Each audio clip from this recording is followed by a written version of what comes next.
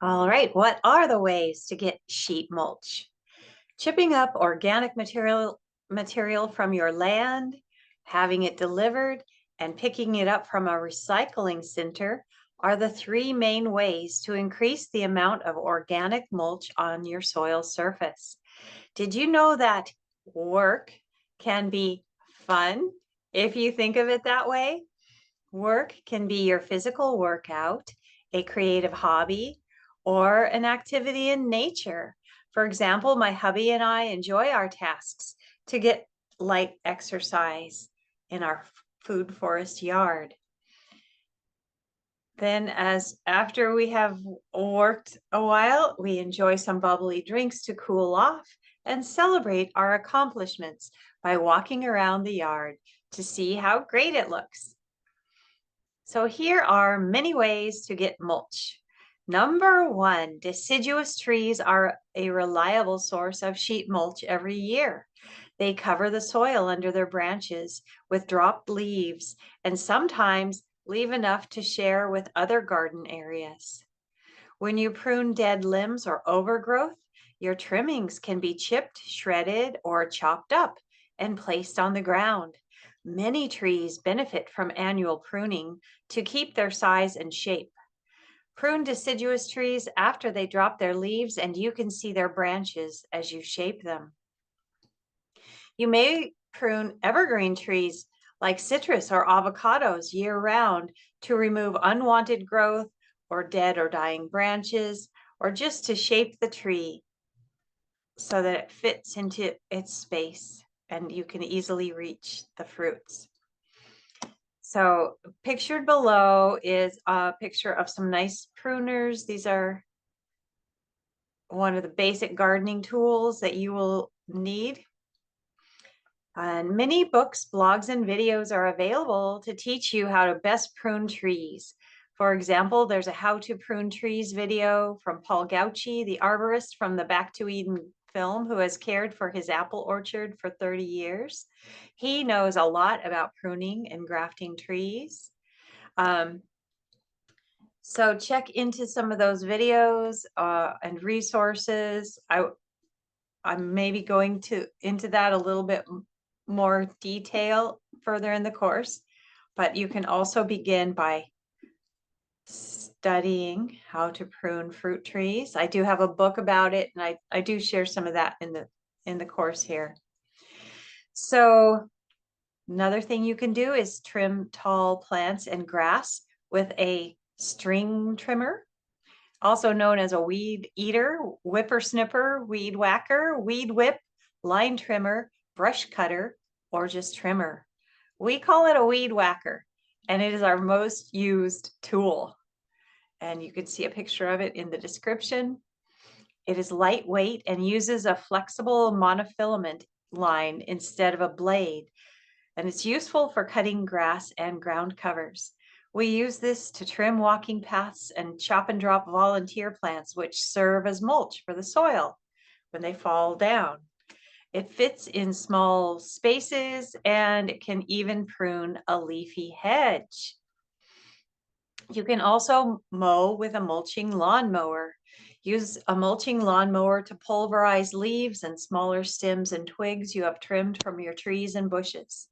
After pruning trees or shrubs, place the trimmings on the ground and run over the pruned material with a mulching lawnmower to reduce the size of the pieces so that they can decompose faster and they make a neater walking surface. Lawnmowers can be powered by batteries or by gas. Choose one that offers the option to collect the material in a bag or allow the mulch to shoot out the machine's side and land on the ground nearby.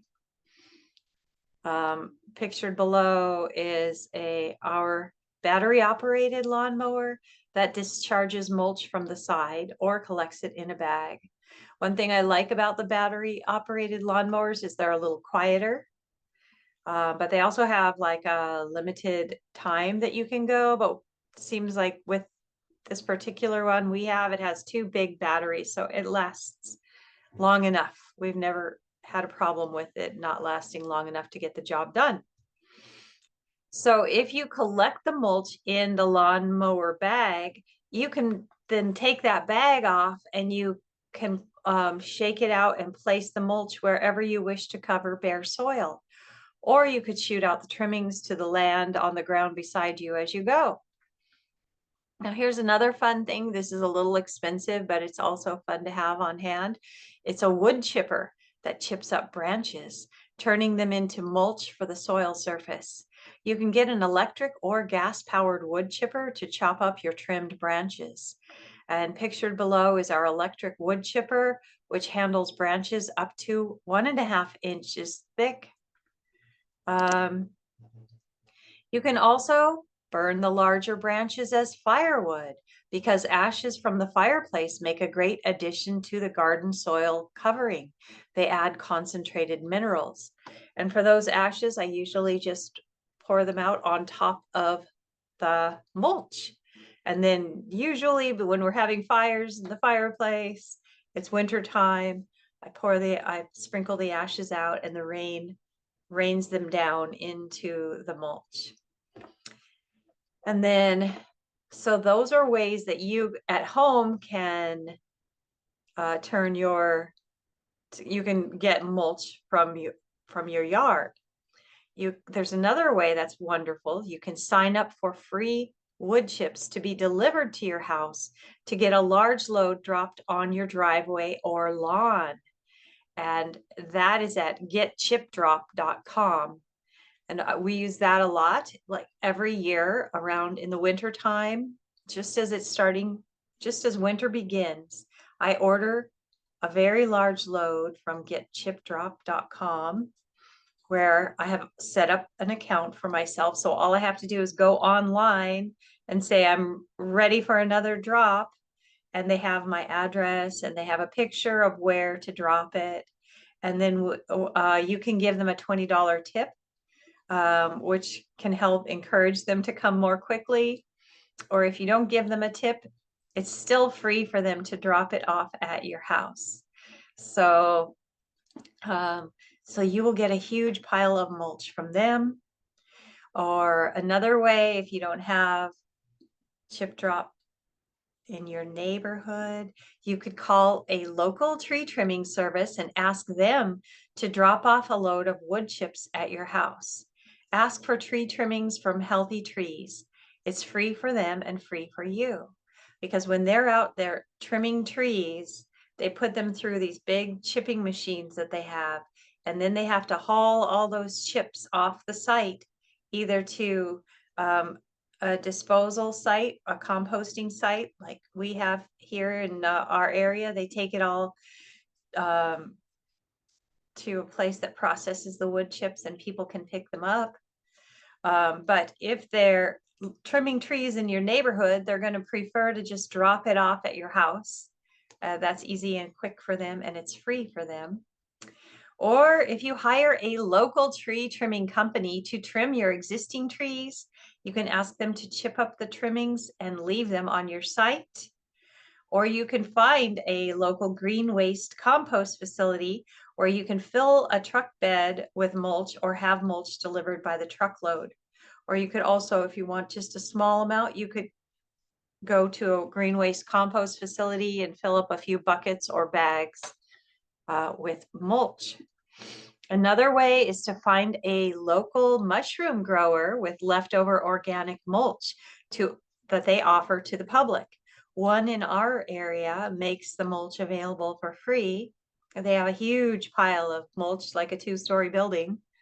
And if you do get a massive load of wood chips, it may be too much for you to use all at once. However, that is a good thing because you can store the extra wood chips on your walking paths in 1-foot thick layers, or keep them in a deep pile somewhere out of the way. Then you have it when you need it. And another benefit of having that extra mulch is that it begins decomposing into the very fine textured mulch that works beautifully for growing vegetable crops. After a season or two at the bottom of the mulch pile, the fine mulch will be perfect for use around your tender young seedlings. So those are the ways to get mulch. And in the next section, we will talk about how to manage mulch.